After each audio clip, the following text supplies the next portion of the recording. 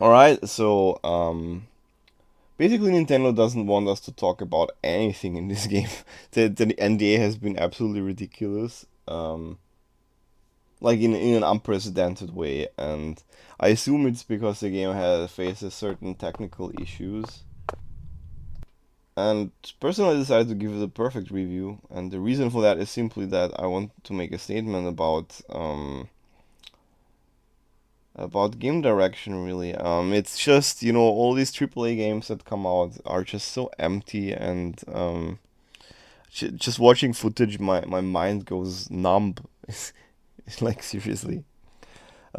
Whereas a game like this that has very strong direction by Swery, which is a reputable Japanese game designer, um, every single moment is interesting in some way, and I actually enjoy. Okay, well, are we going to stare at the loading screen for the rest of the day? Well, I mean, loading takes a while. Yeah, you'll be watching that loading screen quite a bit, I'm afraid.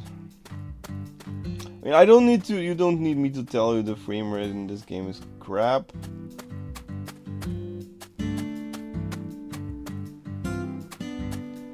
Boom. So that's something you can thank me for this one later. Believe me. But I found it out much later. This is an early save of the game. I ended up playing 25 hours or something. But we are not allowed to discuss anything in the game beyond the introduction in the review, which is absolutely ridiculous.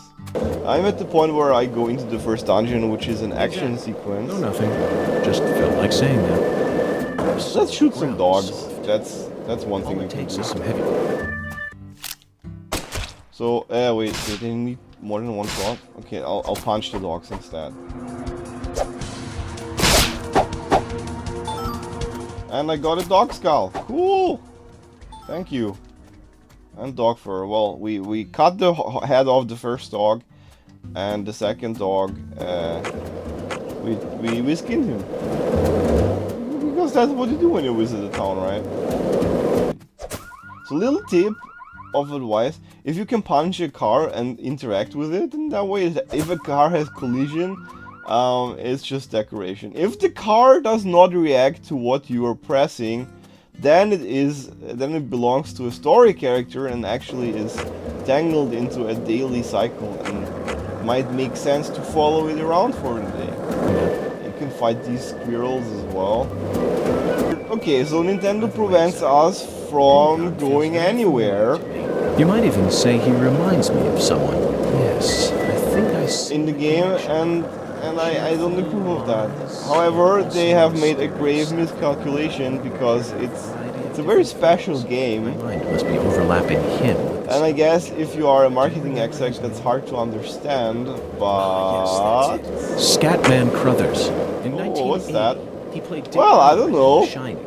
And So in the thing 1980, is, if you scatter all the clues about the story in the game for people to discover, even on the first minute, then well, well, the only thing is that I don't like making videos as spoilers, but This town sure is peaceful, Zach.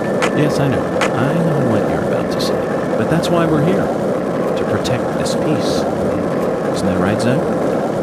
well, one of the side quests you can do, you can see here on the side, is something I've always liked ever since Final Fantasy IX, which is you get a visual clue and then you need to go there and find that place. And you can see that I have 20 of these here. I would end up finishing those later in the game. And then, however, you get 5 more of these, so it's 100 all in all. And personally, I just felt the game was not long enough to justify 100 of these weird things. Again, I did a little bit of side questing, I did most of the story, and the game was 25 hours, which is a fair size. However, I will not say the game has bad pacing. I've given this a lot of thought, but it has very, very weird pacing. And actually, when you play, Let me give you a bit of a warning. Maybe you should look up into the point of no return. Because I have a feeling this might piss some people off. Alright, what's that on the horizon there? This is the only tree that looks different. That is really strange. I wonder if I followed all the characters, if anyone would come by here and drop me a hint.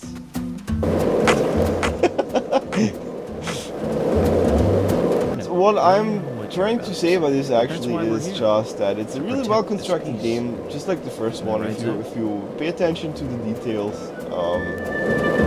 you're gonna have a great time. I always like a good murder mystery, but of course, like, a big quality of a murder mystery is always, was it something you could have figured out? And I feel like this game, if you put in the work to investigate, you will pick up on a couple of things.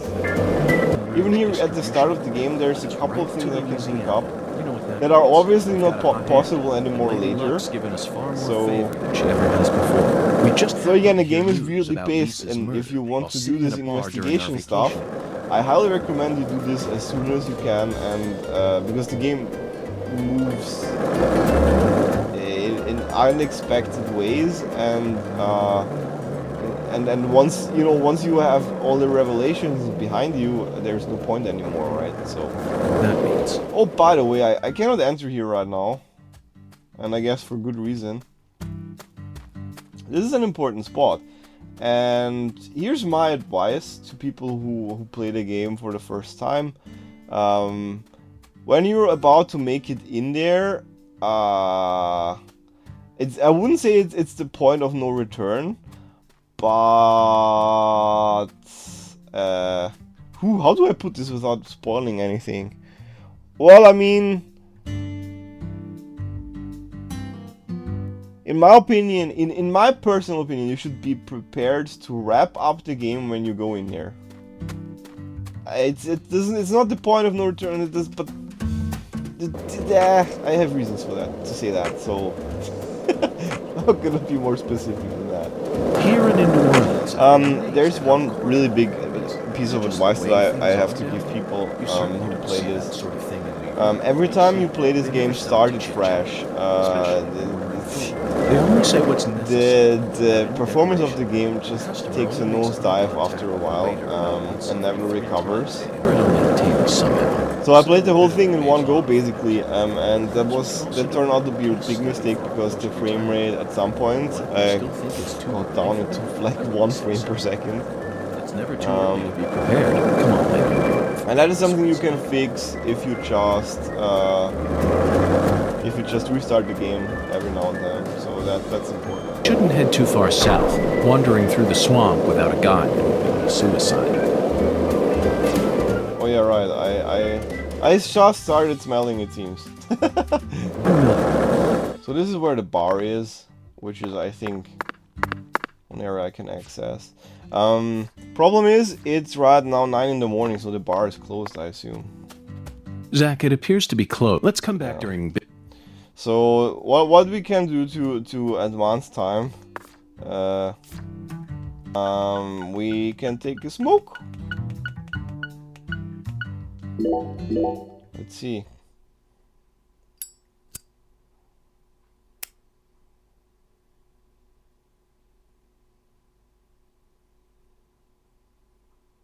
Probably we'll have to smoke too. Alright, the sun is going down and the bar is open, I think. And you can see like the frame rate is atrocious. But I don't care about it.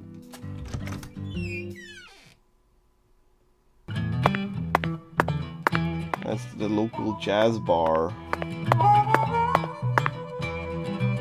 Let's talk to Sevi.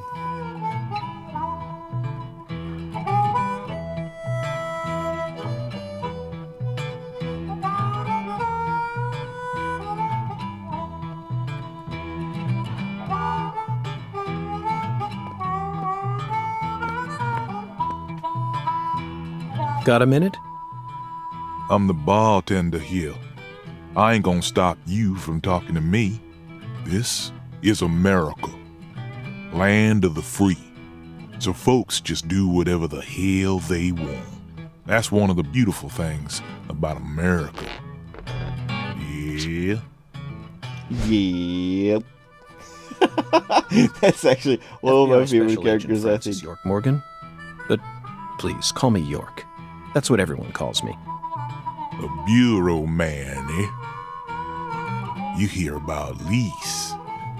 Yeah. That I am. Very astute of you. What do you know about her? No one lives forever. Eventually, all life must come to an end. Yeah. So you don't know much about her. The girl I love was her best friend. That's all I know, man. Sounds like you're deeply connected to this case, then.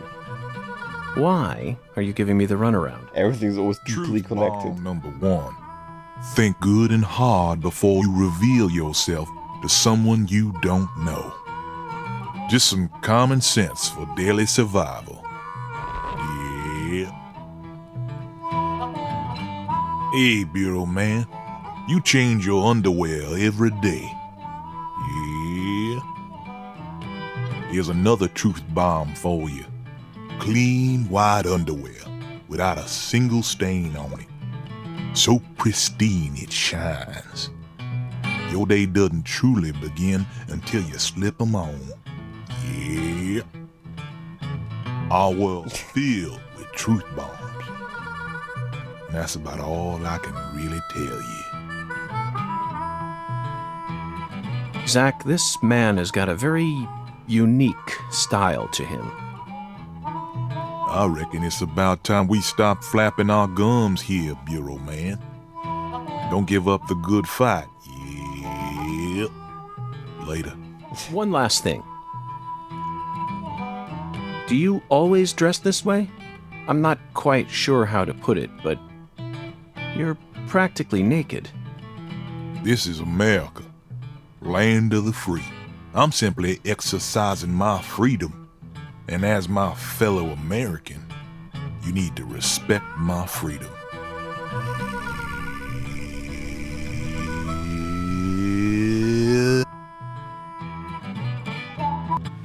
Alright, I think now at the first cocktail.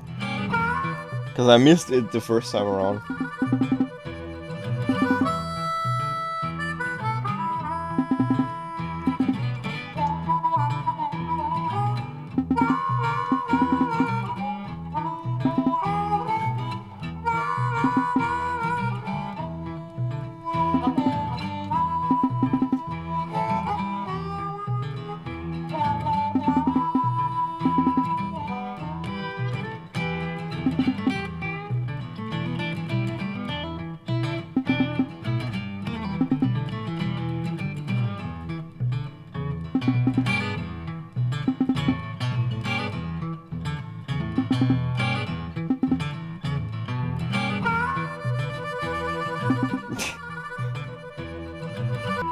Till we meet again.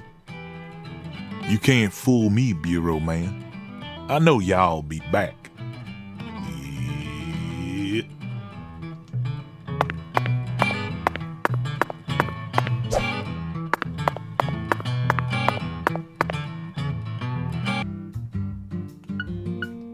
One more thing I want to do. So I'm about to do something that I missed the first time around, actually. Because I would always be a good citizen and go to bed early because I had quests to do on the next day. Alright.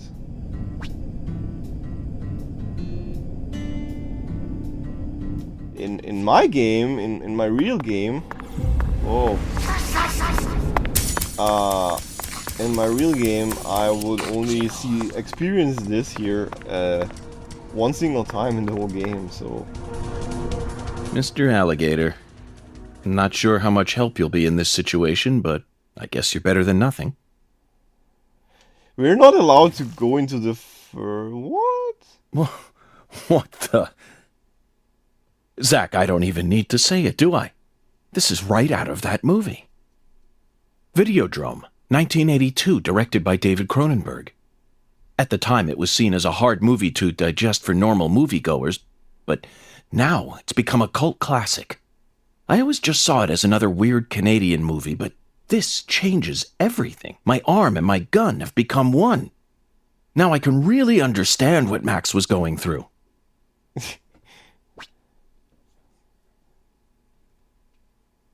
Yeah, this tutorial was supposed to come in the first dungeon, which I'm not allowed to show you, so that's why I can just advance the time in the first chapter. Whoa. And show you the combat here. And the sad thing about it is, so if I'm precise, I can kill them with one shot. The sad thing about it is, combat out in the outside area is obviously a finicky thing, because the frame rate is atrocious. And I guess we're still early in the game, so we don't see too many types of enemies yet. But later on they spawn like crazy outside, and the frame rate really takes a nosedive. Oh, we should collect all of this stuff actually. Ah, shit.